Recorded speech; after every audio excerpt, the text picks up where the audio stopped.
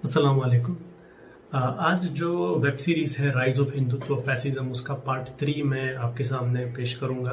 Part 1 में हमने fascism क्या है वो देखा, पार्ट 2 में इंडिया में हिंदुत्व फैसिज्म के ओरिजिन्स के बारे में देखा। आज मैं आपके सामने जो है ये हिंदुत्व फैसिज्म का ऑर्गेनाइज स्ट्रक्चर जो है, ऑर्गेनाइजेशन सेटअप में इसका रूप किस तरीके से है उसके बारे में मैं आपके सामने बात करूंगा। तो इससे ये हिंदुत्व फैसिज्म का एक ऑर्गेनाइज्ड स्ट्रक्चर सेटअप होने से पहले आपको सिचुएशन समझना पड़ेगा, किस सिचुएशन में इसे एक ऑर्गेनाइजेशन इन्होंने बनाया। 1920 का जो पीरियड था, ये पीरियड में इंडिया में दो बड़े मूवमेंट्स चले थे। एक मूवमेंट था नॉन कॉपरेशन मूवमेंट, जो हम देखते हैं कि 1920 से लेकर 1922 के बीच में चला था, और उसके बाद और एक कैंपेन था जो खिलाफत मूवमेंट था, जो 1919 से लेकर 1924 तक चला था। ये दो कैंपेन्स हम देखते हैं पूरे इंडिया भर में चले थे, और दोनों कैंपेन्स के बीच में क्या था, बहुत सारा एक कोऑर्डिनेशन था। बड़े बड़े मुस्लिम लीडर्स जो थे, जो खिलाफत मूवमेंट को लीड कर रहे थे, वो नॉन कॉपरेशन मूवमेंट में उन्होंने गांधी जी का साथ दिया। और पूरे इंडिया में हम लोग देख रहे थे कि हिंदू मुस्लिम ये सारे कम्युनिटीज मिलकर नॉन कॉपरेशन मूवमेंट में ब्रिटिश के खिलाफ वो आवाज उठा रहे हैं। और खिलाफत मूवमेंट जो था, जो प्योरली एक मुस्लिम ऑर्गेनाइजेशन से शुरू किया हुआ खिलाफत मूवमेंट था, उसमें भी हम लोग देखते हैं बहुत सारे हिंदूज ने साथ दिया। तो मुल्क के अंदर जो ब्रिटिश के खिलाफ जो था, एक प्योरली एक हिंदू मुस्लिम यूनिटी का एक मुजाहिरा हो रहा था। अब ऐसा एक सिचुएशन जहां पर हिंदू मुस्लिम साथ में मिलकर आ रहे हैं, ये ऐसा एक सिचुएशन दो लोगों के लिए बड़ा प्रॉब्लम था। एक ब्रिटिश के लिए, क्योंकि वो कभी भी नहीं चाहते थे कि यूनाइटेड स्ट्रगल उनके खिलाफ चले। दूसरा, ऐसे हिंदुत्व फैसिस्ट लोगों के बारे के लिए, जिनके बारे में मैंने पिछले क्लास में बताया, ये वो लोग हैं जो कभी भी नहीं चाहते थे इंडिया के अंदर हिंदू और मुसलमान एक हों। ये कभी भी ये बात नहीं चाहते थे कि इंडिया के अंदर जो है हिंदूज के अंदर ऐसी एक मुसलमानों के लिए एक मोहब्बत आए, ऐसा एक कभी भी नहीं चाहते थे। ये लोग फैसिस्ट थे, जो समझते थे कि एक नेशनल रेस, एक ही रेस होना चाहिए, एक ही कौम होनी चाहिए जिसके पास पूरी हुकूमत होगी, और मुसलमान इस मुल्क का हिस्सा नहीं है, वो लोग बाहर से आए हुए लोग हैं, उन्हें मुल्क के साथ कोई लेना देना नहीं है। तो ये वो ग्रुप था। अब ये ग्रुप ने देखा कि ऐसा एक हिंदू मुस्लिम भाईचारा इंडिया के अंदर 1920s के बाद थोड़ा ज्यादा स्ट्रांग हो रहा है, और हिंदू मुसलमानों के लिए कॉमन एनिमी ब्रिटिश मिला है। तो इसको तोड़ने के लिए उन्होंने अलग अलग संगठनें बनाए, और इन संगठनों को उन्होंने एक फैसिस्ट जो उनकी आइडियोलॉजी थी, हिंदुत्व आइडियोलॉजी थी, उस आइडियोलॉजी को एक ऑर्गेनाइजेशनल शक्ल दिया। इसी में एक बड़ा ऑर्गेनाइजेशन, जो सबसे अहम ऑर्गेनाइजेशन है फैसिज्म का इंडिया में, जिसको राष्ट्र स्वयंसेवक संघ कहते हैं, RSS कहते हैं, ये बना। RSS 1925 में बना। इसको बनाने में हम देखते हैं कि बड़ा एक रोल प्ले किया वो महाराष्ट्रियन ब्राह्मण्स ने। महाराष्ट्रियन ब्राह्मण्स में भी जो सिख पविन ब्राह्मण्स एक कम्युनिटी होता है, उन लोगों ने बड़ा रोल प्ले किया। इनके बारे में उस जमाने में इनिशियल एक रिपोर्ट में ऐसी बात आ रही है कि ये वो लोग हैं, जैसा जो लोग समझते हैं कि ब्रिटिश आने से पहले इंडिया में सबसे बड़ा साम्राज्य वो लोग समझते थे कि पेशवा है, और पेशवा यही सतपवन ब्राह्मण्स थे। जैसा आप जानते हैं, मराठा एम्पायर की स्थापना तो शिवाजी महाराज ने की थी, लेकिन उसके बाद पूरा कब्जा इनके हाथ में आ गया था। जो पेशवा सतपवन ब्राह्मण्स थे, इनके हाथ में आ गया था, और अंग्रेजों के बाद वो पूरा चला गया। अब वो चाहते थे कि वापिस इनके हाथ में आ जाए, यानी एक सिंगल कंट्री, सिंगल रूलर, और पूरे इनके हाथ में पावर आ जाए। तो ऐसा एक आइडियोलॉजी ये सितपविन ब्राह्मण्स हमेशा चाहते थे। मतलब सितपविन ब्राह्मण्स के अंदर जो ये फैसिस्ट मेंटालिटी रखने वाले थे, हर किसी की बात नहीं कर रहा हूं मैं, ये फैसिज्म मेंटालिटी, हिंदुत्ववादी फैसिज्म मेंटालिटी रखने वाले सितपविन ब्राह्मण्स के अंदर ऐसी एक सोच थी। और उसी सोच में अलग अलग ऑर्गेनाइजेशंस में उन्होंने लीड रोल प्ले किया। सावरकर को आप जानते हैं, वो हिंदू महासभा में बहुत लीड रोल था, और अलग अलग लोग, तिलक और अलग अलग लोग कांग्रेस के अंदर वो लोग थे। और उसी तरीके से एक शख्स जो कांग्रेस का मेंबर था, KB हेडगेवर जिसका नाम था, जो कांग्रेस का एक एक्टिव मेंबर था, एक्टिव वर्कर था कांग्रेस का, कांग्रेस के अलग अलग जिम्मेदारियों में भी था, उसने ये RSS को शुरू किया, एक कैडर सिस्टम जैसा, जिसमें नौजवानों को इकट्ठा करके, स्पेशली सितपविन ब्राह्मण्स को उन्होंने पहले टारगेट किया, उनको इकट्ठा कर उन लोगों का एक इंडोक्ट्रिनेशन मतलब ये हिंदुत्व थियरी उनको समझाकर कि इंडिया सिर्फ एक कम्युनिटी का है, बाकी सारे बाहर के आए हुए लोग हैं।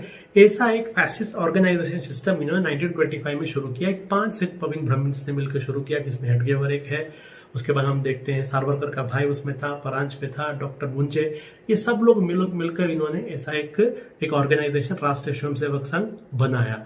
और इसका मकसद जो है, देखिए आप किताबों में और आरएसएस के इसमें देखेंगे वो लोग ओपनली नहीं बोलेंगे, लेकिन उनके अलग अलग पब्लिकेशंस में, अलग अलग स्पीचों में आप देखते हैं उनके शुरुआती लीडर्स के, वो लोग क्लियर है बात करते थे कि हिंदू राष्ट्र स्थापना करना आरएसएस का मकसद है। वो पब्लिक में अभी बड़ी बड़ी बातें करेंगे, सोशल वर्क करना है या फिर देश प्रेम करना है, लेकिन असल चीज था उनका एक हिंदू राष्ट्र एस्टैब्लिश करना। अब आपके दिमाग में सवाल आएगा, हिंदू राष्ट्र क्या है? क्या इसका मतलब यह है कि एक कंट्री जहां पर हिंदू पॉपुलेशन ज्यादा हो, क्या वो हिंदू राष्ट्र है? ये उसका मतलब नहीं। इसका मतलब भी जो है, आरएसएस की जो किताबें हैं, वी और अ नेशन डिफाइंड, जो किताब उनके सेकंड सरसंघ चालक गोलवालकर ने लिखी थी, इस किताब में जो है उसका एक डेफिनेशन है, आप वो पढ़ सकते हैं। मैं उसमें से चंद इंपॉर्टेंट लाइंस आपके सामने पढ़ूंगा, उससे आपको समझ में आएगा। वो कहता है कि हिंदू राष्ट्र क्या है। हिंदू राष्ट्र में there are only two courses open to the foreign elements, either to merge themselves in the national race and adopts its culture or to live its mercy so long as national race may allow them to do so and to quit the country at the sweet will of the national race। यानी वो यहां पर कहता है कि हिंदू राष्ट्र का मतलब ये है कि जो नेशनल रेस है, मतलब मेन रेस जिसको कहते हैं, जो उनके हिसाब में वो लोगों ने हिंदुओं को कहा था, उनके अलावा दूसरे कोई भी हो, मुस्लिम्स हो, क्रिश्चियंस हो, ये कोई भी हो, इनके सामने एक ऑप्शन होता है कि अपने आप को पूरी तरीके से उनके हवाले कर दे या उनके कल्चर में ढल जाए। अपना कल्चर आप लोग मेंटेन करके ना रखे, आपका कोई खुद का पर्सनल एक कल्चर नहीं होना चाहिए। जो मेजॉरिटी और जो मेन रेस जिसको लोग कहते हैं, उसका जो कल्चर है वही कल्चर आपका भी होना चाहिए, और कोई हक आपको उसमें नहीं दिया जाएगा, आपको कोई भी हक नहीं मिलेगा, आपको कोई भी राइट्स नहीं मिलेगा, आप इनके दया पर रहोगे। यानी जो हुक्मरान है, हुक्मरान आप पर जो रहम करेंगे, उस रहम पर आप लोगों को जीना है, और जब वो कहेंगे चले जाओ मुल्क छोड़ के, आपको चले जाना है। वो आगे जाके कहता है, the foreign races in Hindustan, यानी मुस्लिम्स और दूसरे Christians, must adopt the Hindu culture and language, must learn to respect and hold in reverence the Hindu religion, must entertain no idea but those of glorification of Hindu race and culture of the Hindu nation, and must lose their separate existence। अपना खुद का एक existence नहीं होना चाहिए, आप उनके जैसा बनना चाहिए, समझे?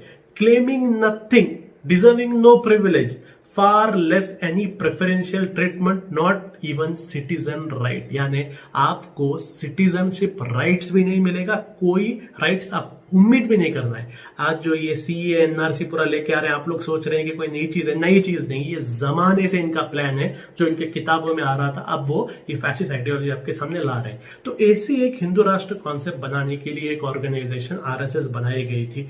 इस आरएसएस के बारे में इन्होंने उस जमाने में कहा था कि इंडिया में, इनके हिसाब में, इनकी दूसरी किताब बंच ऑफ थॉट है जिसको अपने बाइबल समझते हैं, उस किताब में इन्होंने 3 लोगों को आइडेंटिफाई किया, इनके दुश्मन। सबसे नंबर 1 दुश्मन मुस्लिम, नंबर 2 दुश्मन क्रिश्चियन, और नंबर 3 दुश्मन कम्युनिस्ट। और दुश्मनों को कैसा डील करना है वो भी हम लोग देखते हैं। इनके बारे में वी आर नेशन डिफाइंड में गोलवालकर जर्मनी का एग्जाम्पल देकर कहता है, to keep the purity of the race and its culture, German shock the world by purging the country of Semitic races like Jews. यानी जिस तरीके से जर्मनी ने यहूदियों का कत्लेआम किया, ये एक अपना एक रेस को, यानी जो सबसे बड़ा एक कौम रहता है, उस कौम की इज्जत बरकरार रखने के लिए जर्मनी ने जो किया, वो एक इंपॉर्टेंट चीज था।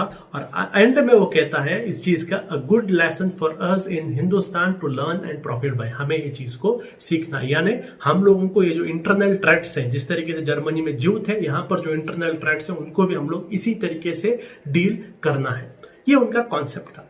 अब इसमें अगर आप देखेंगे, मुसलमान उनके नंबर 1 टारगेट थे, और ये कॉन्सेप्ट के खत्म करना है, इसका उन्होंने फर्स्ट एग्जांपल दिया 1927 में, जब नागपुर में एक दंगे हुए। दंगों इन्होंने शुरू किया, एक प्रोसेशन निकाला मस्जिदों के सामने से, और उस प्रोसेशन में उन्होंने मुस्लिम मोहल्लों पर अटैक कर मुसलमानों पर हमला कर मुसलमानों को वो मोहल्ला छोड़ के भागना पड़ा। वही सिस्टम आप देख रहे हैं आज पूरे इंडिया में जो राइट्स हो रहे हैं इसी सिस्टम को चल रहे हैं। पहले वो लोग कोई एक रिलीजियस इवेंट के नाम पर आपके मोहल्लों पर आकर एक रैली करेंगे, मस्जिदों पर पत्थर मारेंगे और वहां से दंगे भड़काएंगे। ये सब पहला आरएसएस स्पॉन्सर्ड राइट जो था वो 1927 में नागपुर में हुआ और उसका मार्केटिंग करके देखो भाई हमने मुसलमानों के साथ नागपुर में क्या किया ये बताकर पूरे महाराष्ट्र में वो लोग फैले। ये था आरएसएस का एक शुरुआती दौर। अगला क्लास जो मैं आपके सामने रहूंगा उसमें मैं इनका जो ये स्ट्रक्चर आप लोग देख रहे हैं किस तरीके से लोग काम कर रहे हैं उसके बारे में मैं आपके सामने अगले क्लास में रखूंगा। तो आज मैंने आपके सामने कोशिश की ये आरएसएस शुरू कैसे हुआ, जो लोगों ने शुरू किया और इनका मेजर मकसद इनकी किताबों के जरिए मैंने आपके सामने रखा। इंशाल्लाह आगे चंद और बातें आपके सामने लेके आऊंगा। तब तक के लिए शुक्रिया।